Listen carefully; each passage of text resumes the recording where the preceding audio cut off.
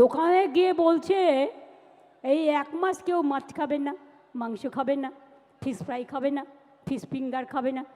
আমি বলি তোমাদের যা ইচ্ছে খাও না, তুমি অন্যকে খাবে কি না খাবে তোমার কি যায় আসে? তোমার কি যায় আসে? কে তোমায় এই অধিকার দিয়েছে দোকানে দোকানে গিয়ে ভাঙচুর করা? এখানে একবার করে দেখাও, আমরা একটু দেখি কত সাহস, কত সাহস দেখি। আমিও তো আজকে সোমবার, শ্রাবণী মেলার প্রথম সোমবার আমি করি, কিন্তু তাই বলে আমি অন্যকে বলবো তুমি খাবে না? এটা আমার নিজস্ব অধিকার, যার যার অধিকার নিজস্ব। কে কি খাবে, কোন ধর্ম পালন করবে, কোন ভাষায় কথা বলবে,